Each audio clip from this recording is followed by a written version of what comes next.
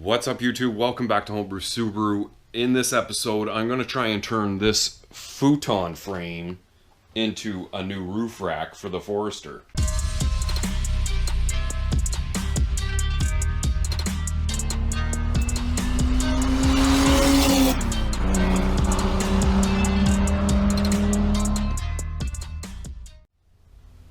First, I just want to get a general idea of fitment. Now, I've already had both of these up here and kind of got an idea of what they are going to fit like, but realize that I am going to have to make some modifications to make them fit the way I want. You could be your grampy and sure, grab a bunch of twine rope and strap these on and call it good, but I'm going to put a little bit more effort into just doing something more than that.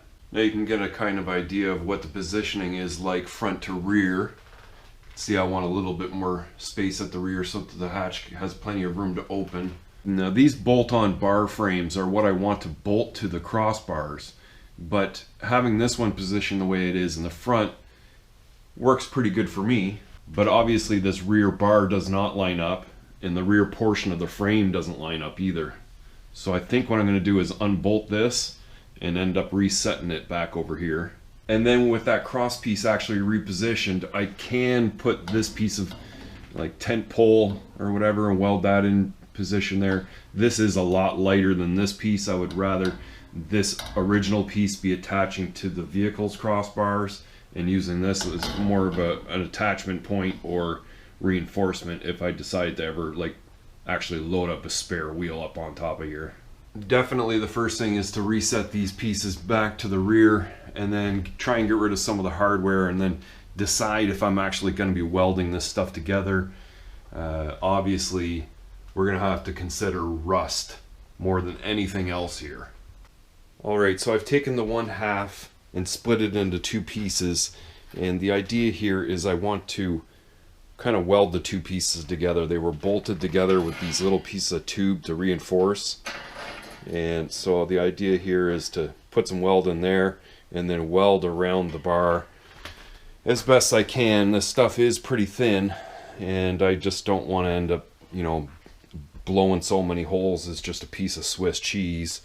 And of course, you know, the more sloppy the welding gets, the more chance for corrosion to build up too. So I've got this one piece moved over and it's cleaned up, kind of ready to weld there. And then this piece of tube, I've got the ends of it flattened and it can kind of weld up on there on both ends to reinforce it. So I am going to go ahead and do up this other half, the other side I guess, and get them both to the point that they're ready to weld, and then bust out the welder and start tacking everything in place.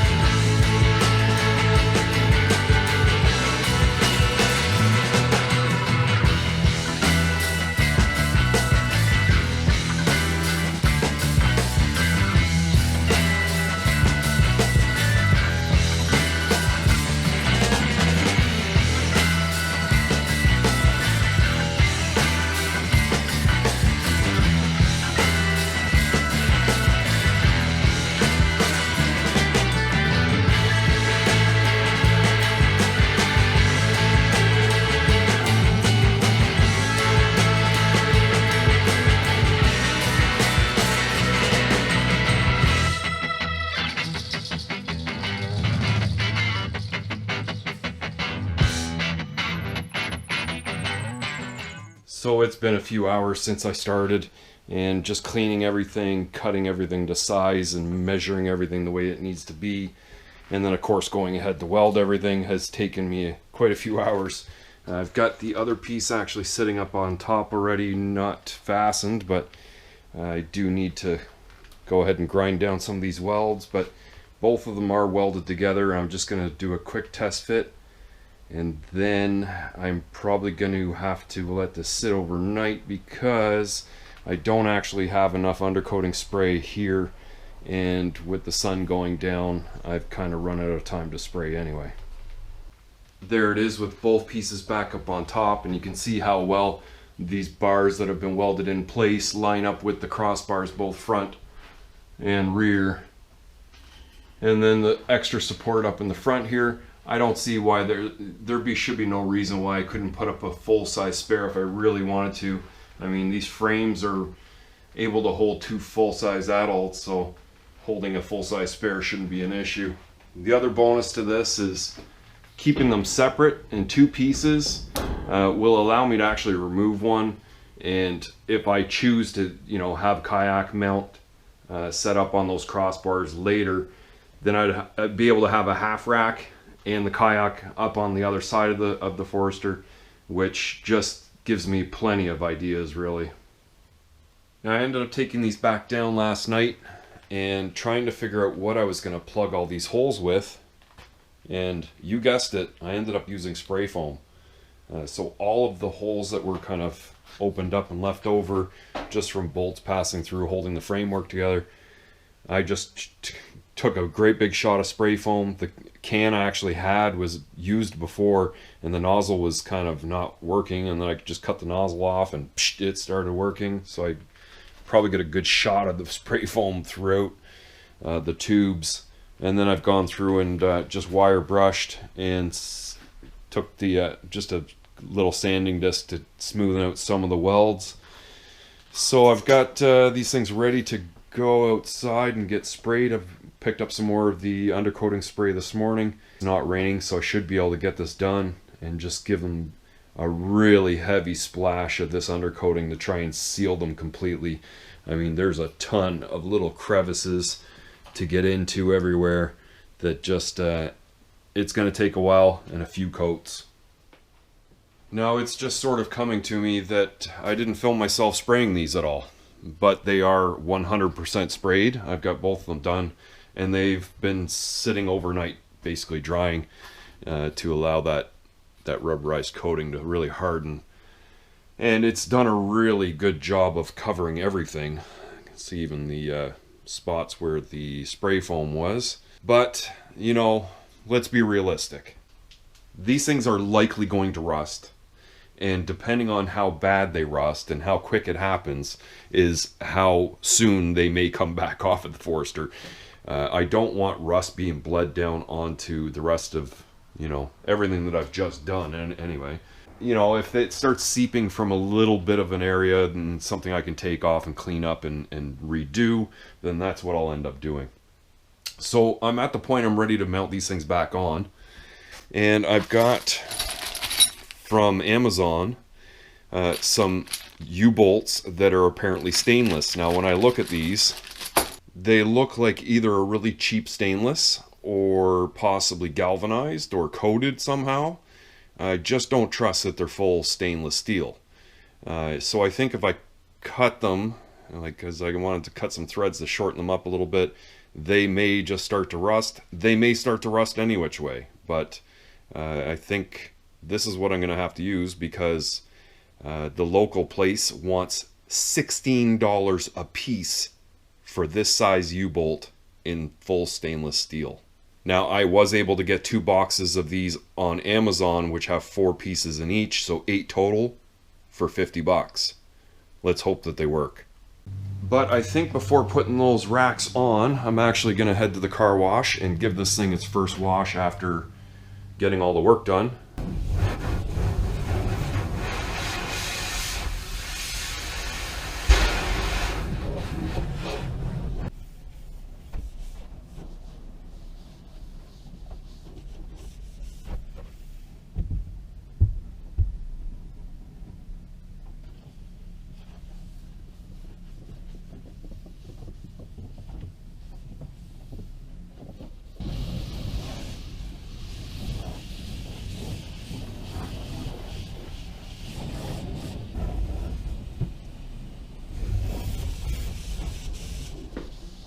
Well, there you have it.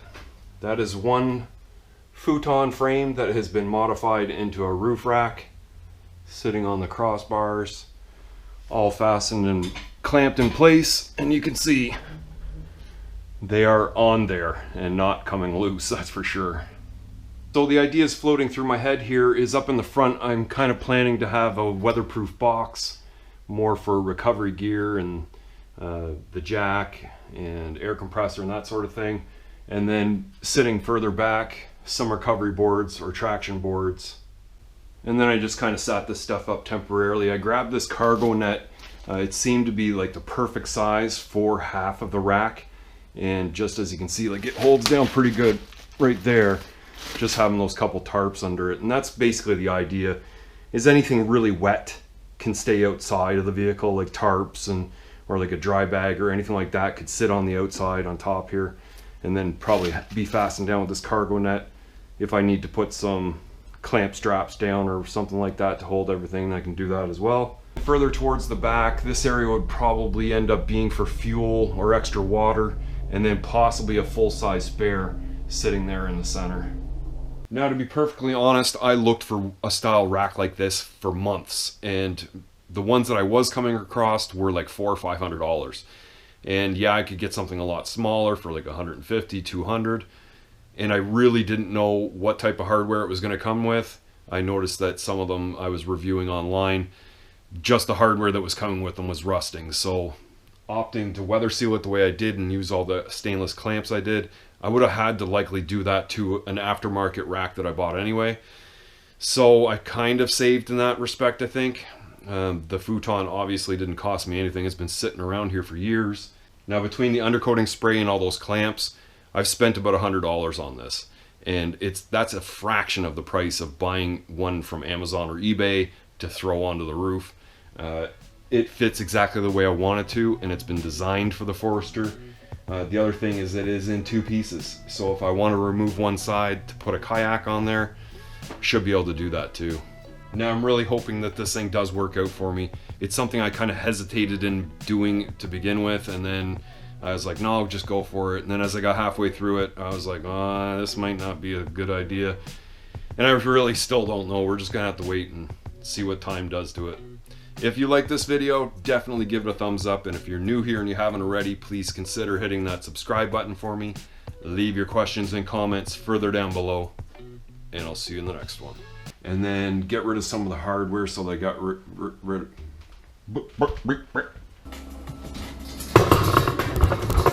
Fuck's sakes.